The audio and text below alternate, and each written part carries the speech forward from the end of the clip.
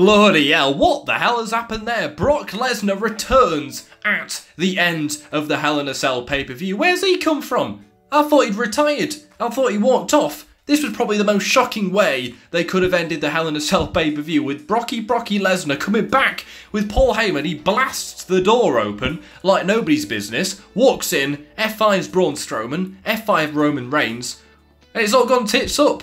We get a no contest at the end of Hell in a Cell. Some people are going to be triggered, but to be honest, I'm shocked. It was unpredictable.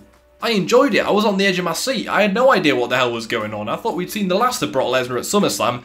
I'm a big fan of this Hell in a Cell pay-per-view. I thought it was bloody awesome. Can we get 250 likes, by the way, guys? I would hugely appreciate that. It's currently 4 AM in the morning, and I'm giving you guys my opinion on the show, but what I want you guys to do, if you're not feeling too lazy, is to comment your thoughts on the pay-per-view too, and don't forget to subscribe, because this week I'm going to have some early 2K19 gameplay to upload to the channel on Thursday at 3 o'clock. It's going to be good. It's going to be good. Anyway, Brock Lesnar returns to the WWE. We're going to talk about all that at the end of the video, but we've got to start off by talking about the red Hell in a Cell. Now, either Becky Lynch's hair dye spilt all over the cage, or WWE have now got a sponsorship from Heinz Ketchup. We've now got a bright red cage.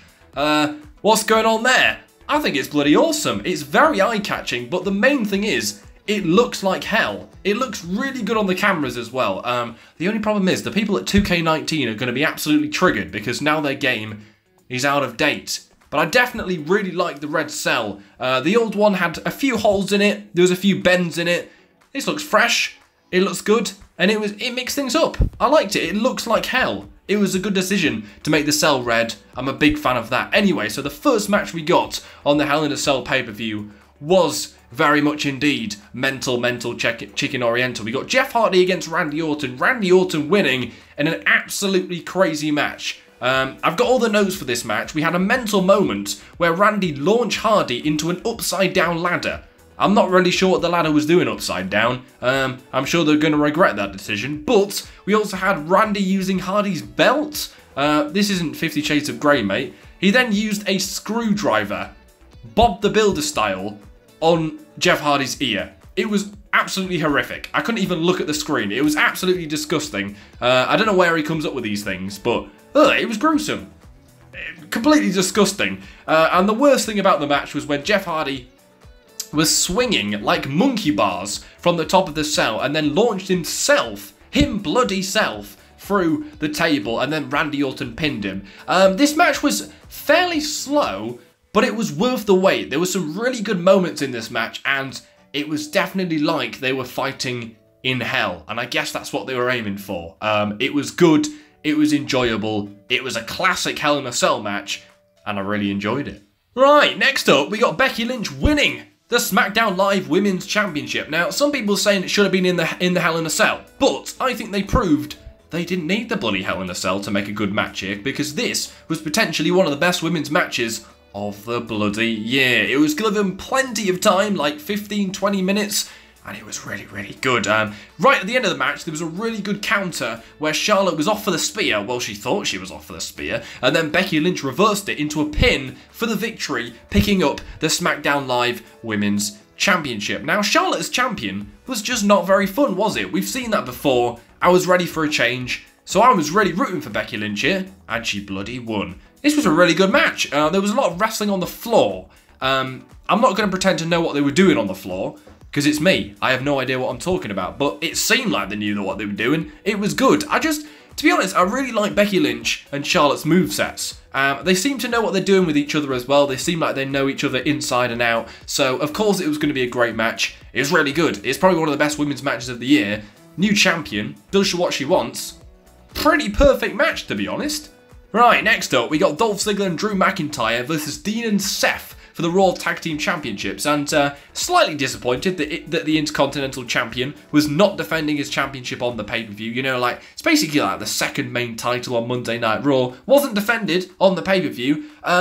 I thought the build towards this match as well was very rushed as well, because 1 minute the B team were the Raw Tag Team Champions, the next minute they dropped them, they're not on the pay-per-view, and then the Shield are facing the Raw Tag Team Champions at the pay-per-view. I mean, it was all a bit of a mess, to be honest, and To be honest, I didn't really think I was asked for this match at all, and it took me a while to get into it, but the latter stages of this match were fucking insane. They were fucking insane. Drew McIntyre really proved tonight why Vince McMahon thinks he's the next big thing. I mean, some of the moves he was doing in this match were just spasmoidal. They were just ridiculous. There were so many near falls towards the end of this match. I think at one point Dolph Ziggler hit his zigzag out of nowhere, and you were like, oh, it's got to be it. Seth Rollins kicks out. Of course he does. There was an amazing finish to this match where Seth Rollins was doing a move to Dolph Ziggler in the ring, and then Drew McIntyre just hits a Claymore out of nowhere for the win. It was really well timed, and it was a shocking way to end the match, and it was really good. I really enjoyed this match, but it wasn't the best match of the night. The best match of the night has got to go to AJ Styles versus Samoa Joe. AJ Styles does retain his WWE Championship, but I don't think he should have. He bloody tapped out. Samoa Joe should have won the WWE title here.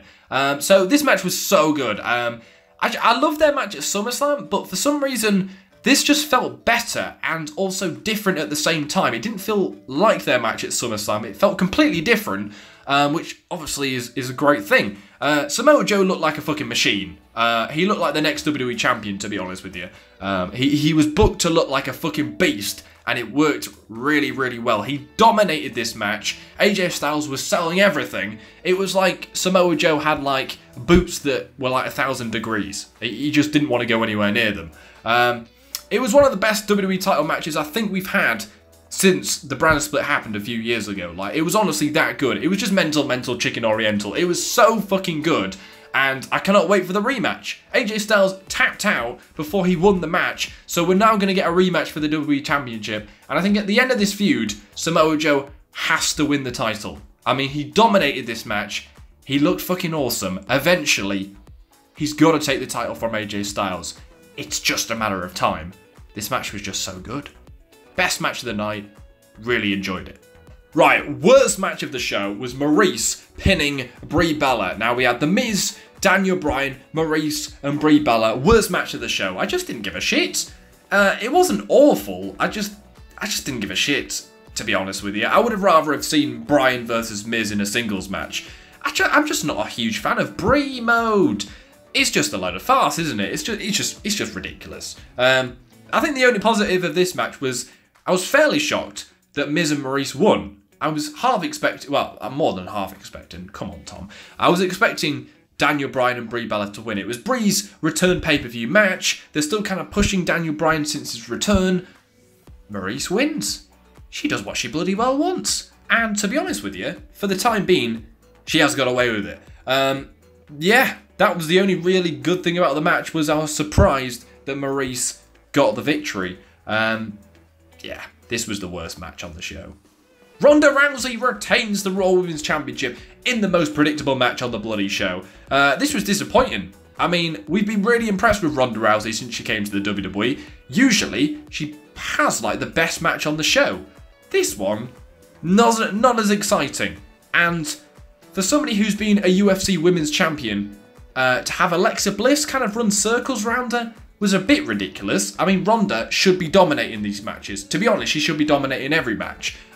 She was made to look like a bit of a pussy, to be honest with you, and it just wasn't very exciting. It just wasn't a very well choreographed match. It was a bit messy. To be honest with you, I've had nachos tidier than this match. It was just predictable, lame. It just wasn't a clever match. It didn't feel like they'd really thought it out that well. There was loads of people at ringside as well, which I didn't really understand. It wasn't good. You knew Ronda was going to retain. Yeah, we'll forget about it. And the main event, people, Roman Reigns against Braun bloody Strowman. I thought this was going to be a great match because we had really good matches between these two last year when they had a very good feud. It was alright. Foley ballsed up a couple of pins. I think he ballsed up at least two. I think, to be honest with you, Braun Strowman could now claim he's Universal Champion twice. He ballsed up that badly.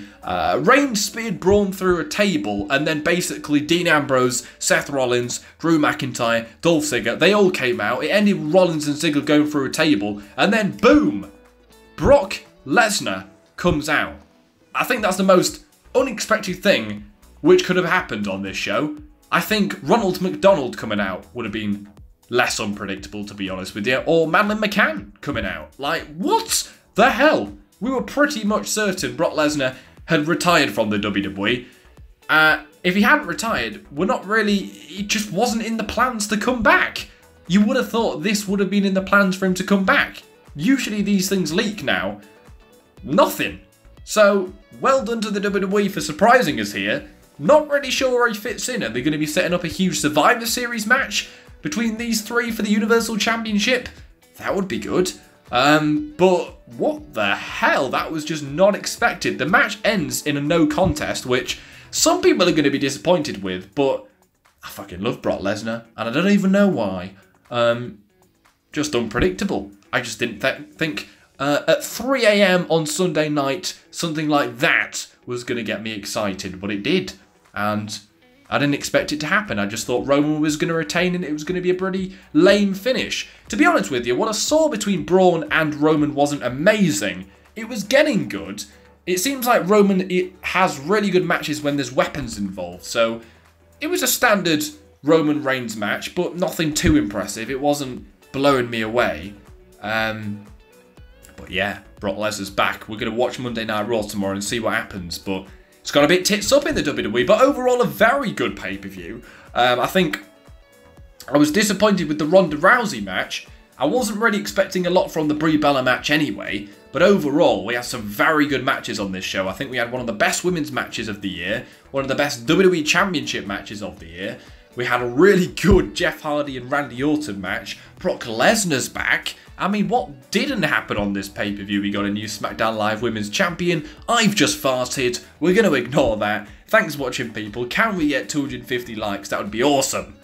Take care. Spike your hair. Big week coming up on the channel. We're getting new graphics. 2K19 is going to be uploaded.